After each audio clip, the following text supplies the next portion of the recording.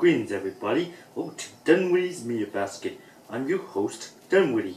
Some folks, including myself, are smart at using the technology around them, as well as learning about it in college, while a lot of others not so smart and almost always require assistance.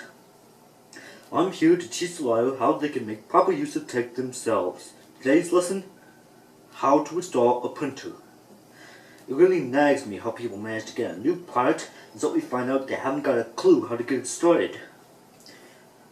Computer printers, instructions come in the box on how to get the printer up and running, but people either don't look at those or don't know about some of the things the instructions are talking about. I'll show you the steps on installing an average modern day computer printer. By this point, pretty sure you all know what a printer is, so I'm not going to fool around with that, just showing you how to install one. First, after taking all the components out of the box, you need to find a decent place to put the printer. I'm using a model from Hewlett-Packard or HP, and I recommend their line of printers for anyone in the market to buy a printer. Most people put it beside their computer, but if your printer happens to be wireless, you can place it anywhere where there's a plug socket.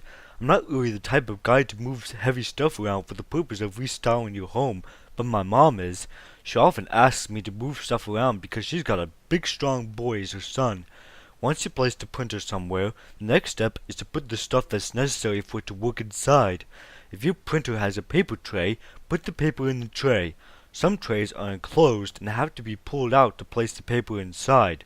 The difficult part may be the printer cartridge. Each printer differs from the type of ink cartridge that their printer takes. HP printers take cartridges developed by HP to run their printers. That's one great thing about Hewlett-Packard, along with their business workstations or computers meant for gaming. Not only do they engineer and manufacture printers, but they also manufacture the ink cartridges for their own printers. I found this out too late, as every company that manufactures printers manufactures the ink cartridges for them. Taking this particular cartridge out of the box is simple enough, but the instructions are needlessly stuck to the cartridge. Then there's the sticky cell remains. Then there's this wrapping paper type stuff wrapped around it. Get it off! Get it off! Get it off! Oh, man! Now, we finally come to the strip. Many printers' cartridges come with strips like these, and taking it off is fairly straightforward. And if you thought that was enough, there's this cap that you have to take off, and you need to take it off carefully, otherwise I might break the cartridge.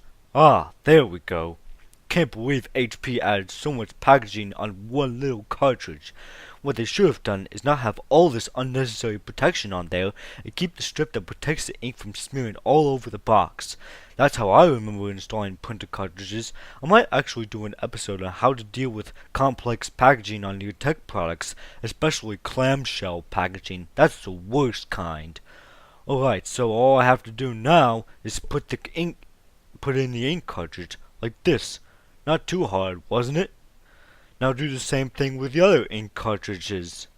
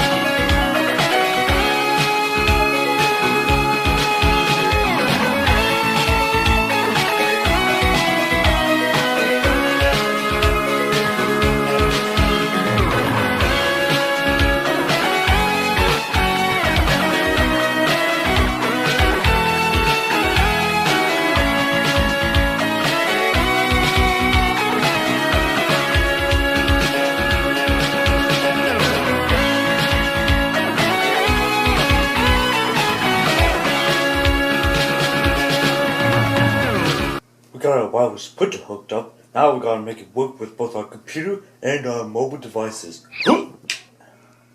So what happens? Now that your printer has been installed, if you find a web article you like, go into the tools and tap in print, your device detects the printer automatically right on the network you're on. I'm sure there are apps that let you print from afar, but I haven't tried them out yet. Getting the printer installed on your computer is a different story. You need to find a specific driver for it online. I believe the printer model is listed right on your printer. Just look for it. Once you find your model, with mine it's an HP PhotoSmart 6510, search for the drivers for that model and make sure you have the model number in your query.